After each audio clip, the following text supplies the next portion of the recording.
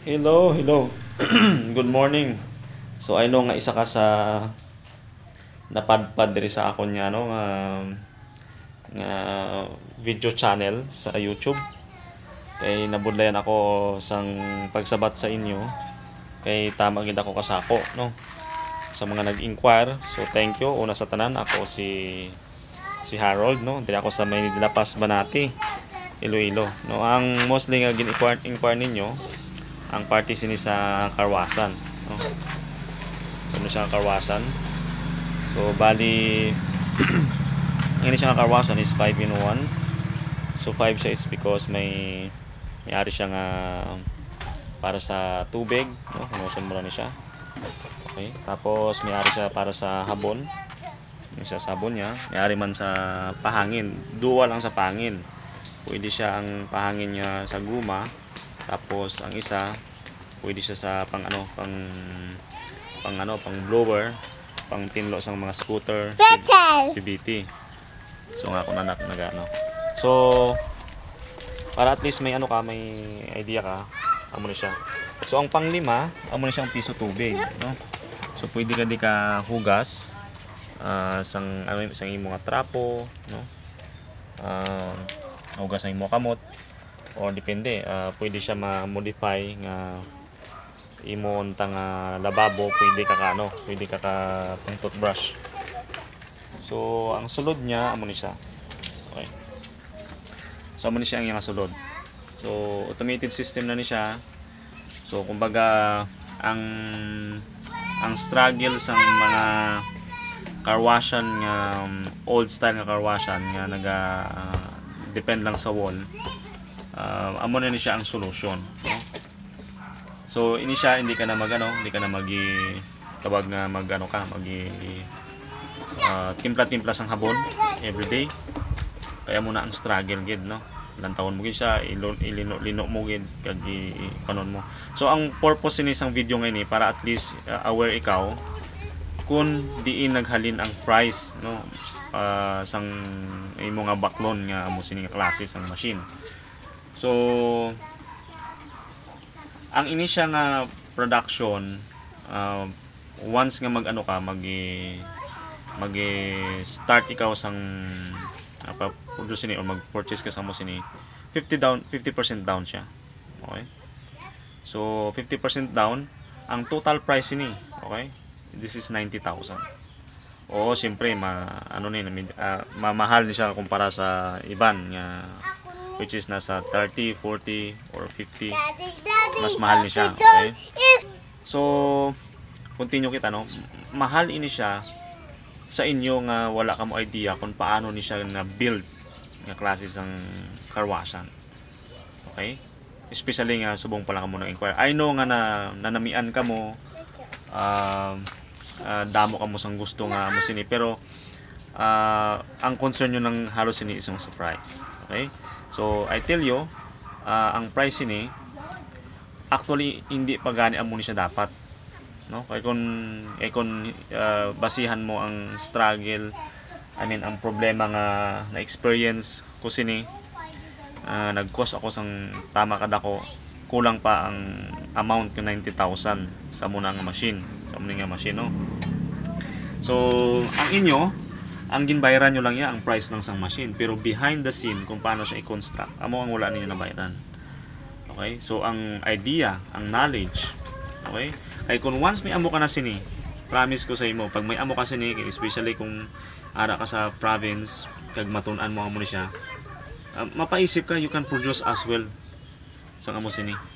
No, kay hindi ko man kaya hindi ko man siya kaya i-produce on my own. Nga sa like for example diri sa Banati, 18 barangays, each barangay may isa ka lang sini.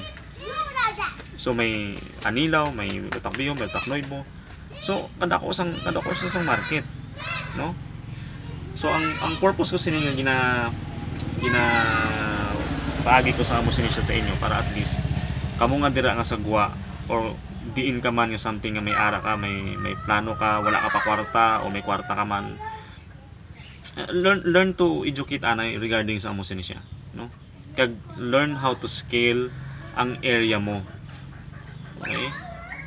So that's why amuning ang ano ko gid sa inyo na pag once nga may mga inquiry ka mo, lantawon nyo gid kung paano siya gin construct, paano siya gin build kay para at least hindi nyo na magyan ang mga struggle sa tawag nga amo ni sa klase sang negosyo.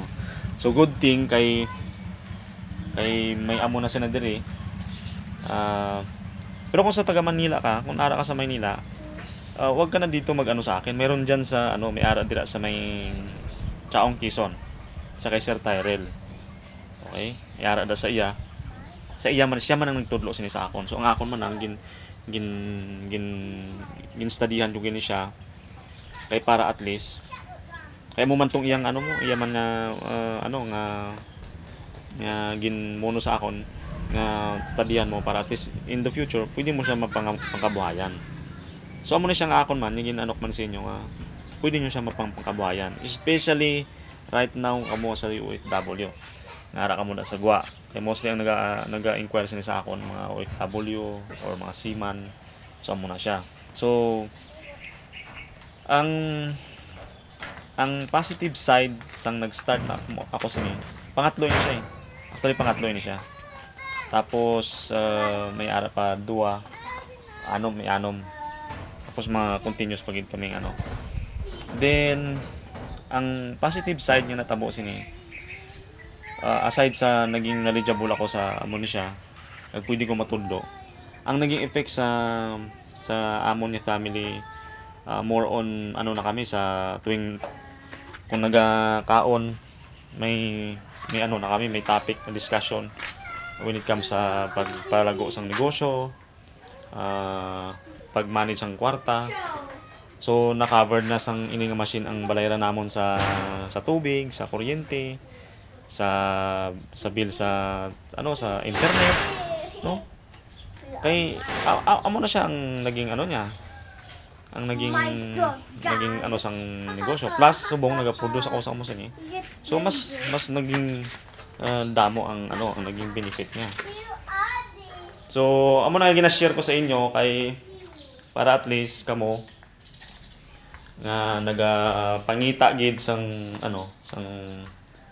ideal nga business. Amo ni siya ang ma-recommend ko sa inyo. I mean, madamo dira siyang negosyo man niya pwede niyo umpisahan, pero amo ni siyang ma-recommend ko sa inyo. Kaya nga na-gain ko na ang experience diri, ang knowledge ni nga pwede ko siya may sa inyo. So amo na siya ang tawag nga ang mahal sini. Ang akon niya expertise nga so amo na siyang akon niya nga